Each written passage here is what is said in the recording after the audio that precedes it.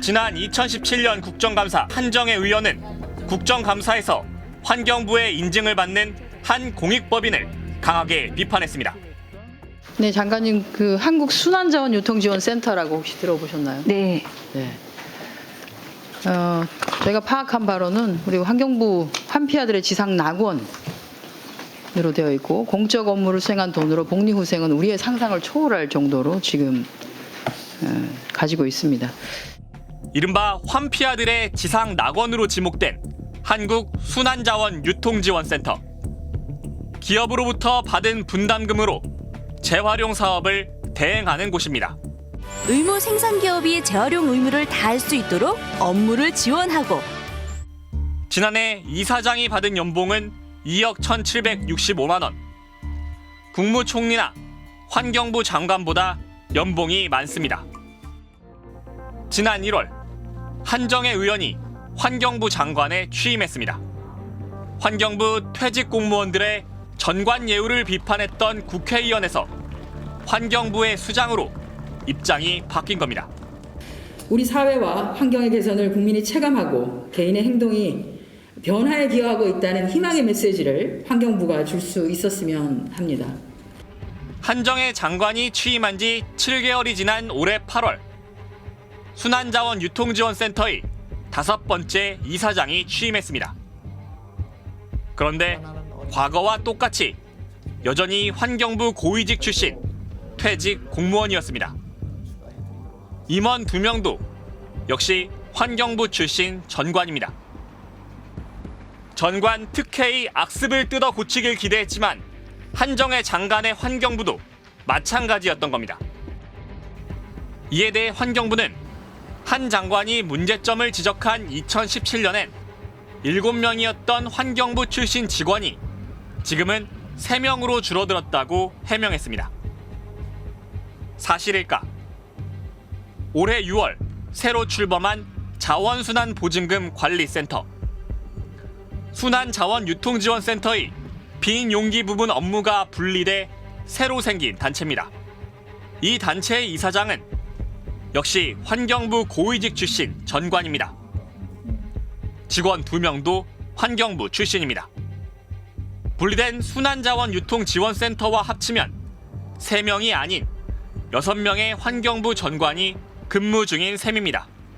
억대의 연봉을 받는 이사장 자리는 오히려 하나 더 늘어났습니다. 이번 국감에서 한정혜 장관은 결국 감독의 한계를 시인했습니다. 환경부에서 답변서를 준 거 보니까 개선 의지가 솔직히 찾아보기가 좀 어렵습니다. 말씀하신 것처럼 지금 유통지원센터의 경우에는 약간은 사각지대처럼 되어 있어서 환경부가 관리 감독을 한다고 하지만 제대로 된 관리 감독이 되지 않는 것 같습니다. 전관들의 무분별한 취업을 막기 위한 법이 없는 건 아닙니다. 정부 공직자윤리위원회에서 담당하는 취업심사를 통과해야 합니다. 하지만 취업심사 기준이 너무 느슨해 사실상 유명무실하다는 비판이 끊이질 않았습니다. 감사원의 실세로 불리는 감사원 제1사무차장. 지난 8월까지 이 자리를 맡았던 전광춘 차장은 사임한 지 한 달 만에 사는캐피탈 부사장으로 자리를 옮겼습니다. 사는캐피탈은 감사원 피감기관인 산업은행의 자회사입니다. 부사장의 연봉은 최소 3억 5천만 원이 넘는 것으로 알려져 있습니다. 전광춘 전 차장은 산업은행을 감독하는 산업금융감사국을 책임져 왔습니다. 그런데도 공직자윤리위는 퇴직 전 5년간 전광춘 차장의 맡은 업무와 사는캐피탈 업무의 연관성이 떨어진다고 판단해 곧바로 취업을 승인해줬습니다. 이런 사례는 또 있습니다. 올해만 해도 3월에 감사원을 떠난 국장급 감사 공무원이 곧장 국가철도공단 상근감사로 재취업했고 3급 공무원이 한국석유공사 상임감사위원으로 4급 공무원이 한국부동산원 감사실장으로 각각 자리를 옮겼습니다. 이런 식으로 지난 6년간 감사원 공무원 26명이 한국감정원, 서울대병원, 한국공항공사 등 피감 기관의 임원으로 재취업했습니다. 우리가 공직자윤리법을 엄격히 적용해서 취업 제한도 하고 뭐 이런 것이 필요한데 지금은 너무 느슨하게 되어 있습니다.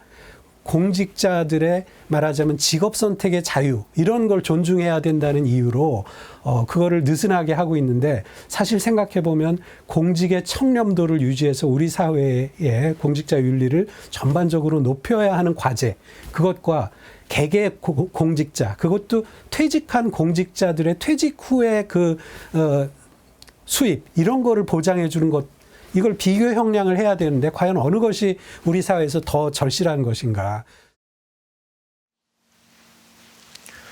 전직 공무원, 전관들은 자신들이 누리는 특혜가 그동안 공직자로서 노력한 데 대한 정당한 대가라고 항변할지 모르겠습니다. 하지만 세상에 공짜는 없습니다. 거액을 안겨주는 쪽은 그 돈 이상의 역할을 바랄 테고 바로 그 지점에서 부정청탁과 비리가 싹트는 걸 겁니다. 스트레이트는 이 전관 특혜의 사슬이 끊어지는 그날까지 계속 감시하겠습니다. 끈질긴 추적 저널리즘 탐사기획 스트레이트. 저희는 다음 주에 다시 찾아뵙겠습니다.